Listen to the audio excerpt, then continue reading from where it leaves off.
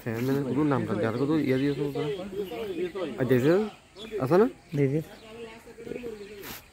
Last একটা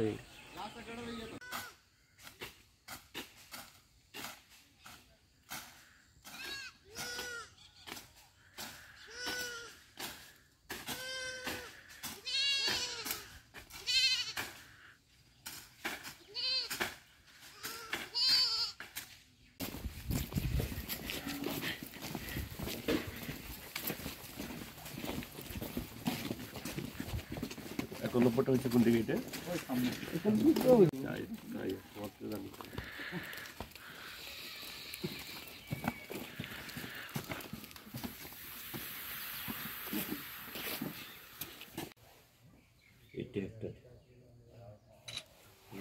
last ইয়ারে তোমার এক্সপানশন কত হয়েছে গত কয়েক বছরে এক্সপানশন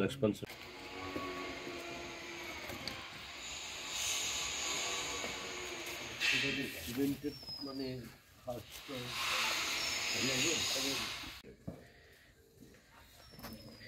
গার্লসের এটা স্যার বয়েজ হোস্টেলের ওয়ার্ডেন তারপর আছে কিচেন ডাইনিং গার্লসটা লাস্ট বিল্ডিং গার্লস তো উঠে নাই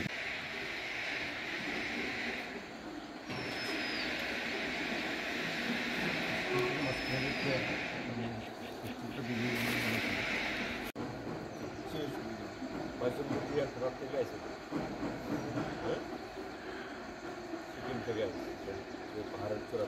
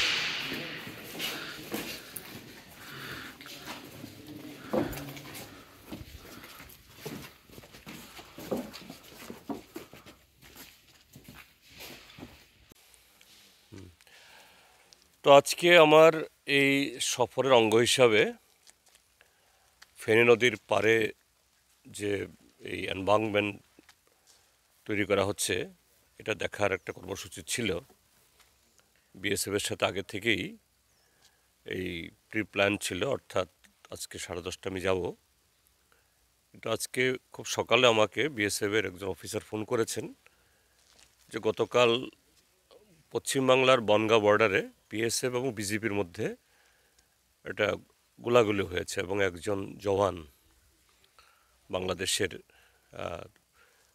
হয়তো খুব গুরুতর বা আহত বা নিহত হয়েছেন এরকম আশঙ্কা এই কারণে এটা এই সীমান্তে একটা উত্তেজনা আছে এবং বিএসএফের তরফ থেকে বলা হয়েছে যে সীমান্তে আজকে যেন কোনো পাবলিককে অ্যালাউ না করা হয় তো আমাকে রিকোয়েস্ট করেছেন যে আজকের প্রোগ্রামটা একটু ডেফার করার জন্য তো আমি আজকে এই প্রোগ্রামটা ড্রপ করেছি কদিন নেক্সট টাইম যখন আসবো আবার তখন যাব এবং আমার যাওয়ার উদ্দেশ্য হলেই আমি যখন গতবার সাবরুমে আসি কাঁঠালছড়ি আমতলি এলাকা ঘুরছিলাম এই ইতে ফেন্সিংয়ের পাশ দিয়ে রাস্তা দিয়ে তখন উপরে দেখি বাংলাদেশের দিক থেকে তাদের যে এনভায়রনমেন্ট অর্থাৎ নদীর পার এত দারুণভাবে আদায় করা হয়েছে কিন্তু আমাদের দিকটায় সেরকমভাবে করা হয়নি কিছু বোল্ডার ফেলা হয়েছে তাও এবড়ো থেবড়ো করে তেমন কোনো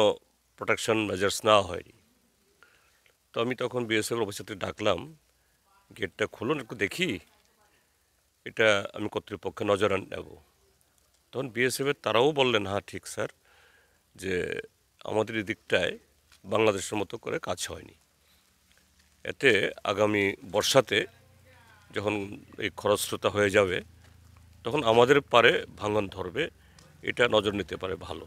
তো এই কারণেই আমার উদ্দেশ্য ছিল এই বর্ডারটা আবার দেখা, আমাদের এমবাঙ্গ দেখা, যাতে উপযুক্ত কর্তৃপক্ষের নজরে নিয়ে আসতে পারি। বাংলাদেশের মতো করেই যাতে আমাদের দিকটাও সাজানো হয়, এতে সৌন্দর্যও বাড়বে এবং প্রোটেকশন দুটোই হবে। এই হলো ঘটনা। সকালবেলা এসেই এই লুধুয়া যে চা বাগান শ্রমিক সমিতি, আমাদের রাজ্যের যে কটা শ্রমিক সমবায় পরিচালিত চা বাগান অনেক পুরনো, তার মধ্যে একটা লুধুয়ায় এটা দেখতে গেছি। এখন তো অফ সিজন, সমস্ত গাছ কাটা হচ্ছে, কাজেই পাতা তোলা হচ্ছে না, কাজেই ফ্যাক্টরি ইত্যাদি বন্ধ। তো লুধুয়া নানা কারণে লুধুয়া ভুগছে। প্রথমত হলো তারা যে ঋণ নিয়েছিল প্রায় আজ থেকে বছর 10-11 আগে, এই ঋণ তারা শোধ করতে পারেনি, এনপিএ হয়ে আছে। আমি যখন ইন্ডাস্ট্রি মিনিস্টার ছিলাম তখনই সেখানে সবাই মিলে আমারও একটু ইন্টারভেন করতে হয়েছিল, আমি জানি ব্যাপারটা। তারপর এখানকার ম্যানেজমেন্টের মধ্যে একটু এই কী বলে ইরেগুলেটরি হয়েছে, এতে বহু শ্রমিক তারা পেনশন পায় না, তারপরে উৎপাদন যেটুকু হওয়ার কথা সেটা হয় না।